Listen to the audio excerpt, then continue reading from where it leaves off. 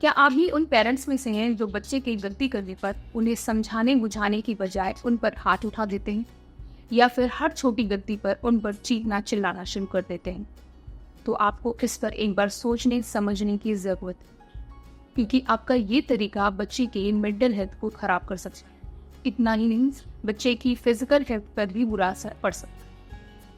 ऐसे में आपको अपने बच्चे को कैसे हैंडल करना चाहिए, अपने गुस्से पर कैसे काबू पाना चाहिए, आज इसी बारे में हमसे बात करेंगे साइकियाट्रिस्ट समीर पारिक, जो आपको बताएंगे कि ऐसी सिचुएशन में बच्चे को कैसे हैंडल करें और उनको कैसे संभालें, ताकि बच्चे की न मेंटल हेल्थ खराब हो, न फिजिकल, बल्कि बच्चा अपनी गलतियों से सीख भी जाए। देखिए, मुझे लगता है कि हमें समझना बहुत ज़रूरी है कि अग्रेशन, एंगर, हमारा जो गुस्सा हमारे बिहेवियर में खास करके आता है। हमारी आवाज़ का वॉल्यूम बढ़ना, हाथ उठना, तोड़-फोड़ करना, अब्यूजिव लैंग्वेज यूज़ करना, इंसल्टिव वे में बात करना, ये कुछ ऐसे पहलू हैं अग्रेशन के जो बच्चे देख के भी सीखते हैं, और ये हम सबको अडल्ट्स होने के नाते समझना ज़रूरी है।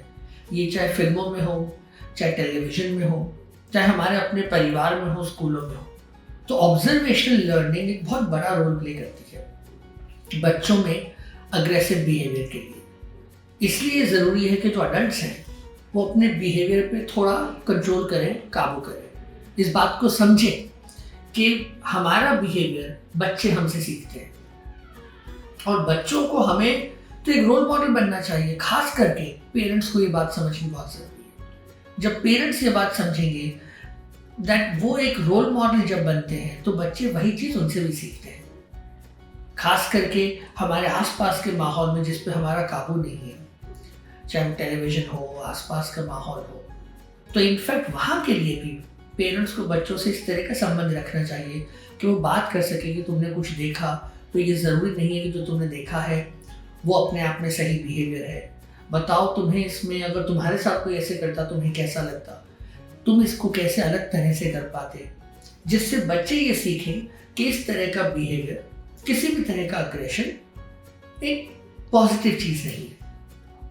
जो दूसरा पहलू है कि हमें एज अडल्ट्स, खास करके पेरेंट्स, जब बच्चों से बात करते हैं, बच्चे जब कोई गलतियां करते हैं, तो पेरेंट्स जो अपना गुस्सा है वो उस गुस्से को कैसे काबू करे, ये भी मुझे लगता है ज़रूरी है। क्योंकि गुस्से में अगर आपने हाथ उठाया, गुस्से में आपने अपनी लैंग्वेज गलत करी, आपने कंपेयर किया बच्चों को, बच्चों के अंदर हीन भावना दी, तो उससे बच्चों का कॉन्फिडेंस और ख़राब हो जाता है। जब कॉन्फिडेंस ख़राब होता है तो उसके साथ साथ बच्चे पेरेंट्स के पास खुल के बात नहीं करते हैं। बच्चों को ये लगता है कि अगर हमने कुछ बोल दिया तो हमें डांट पड़ जाएगी, इसलिए उसे अवॉइड करते हैं।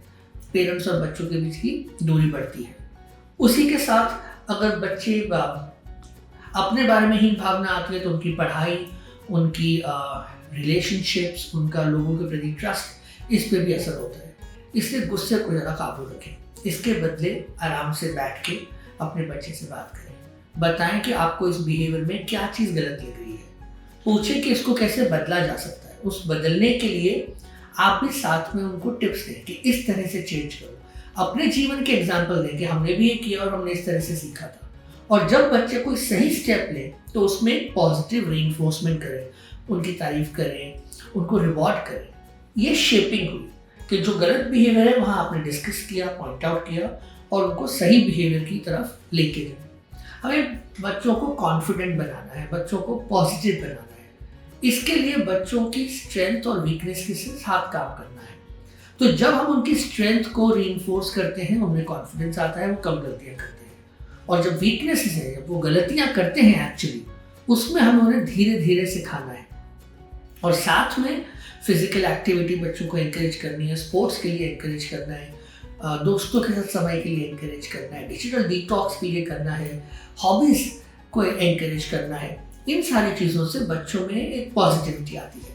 और इन दोनों चीज़ों में मुझे लगता है पेरेंट्स का रोल है। अपने आप का कंट्रोल करना, जो माहौल में हमारे अग्रेशन है उसके में बच्चों की मदद करना, और बच्चों के बिहेवियर को शेप करना।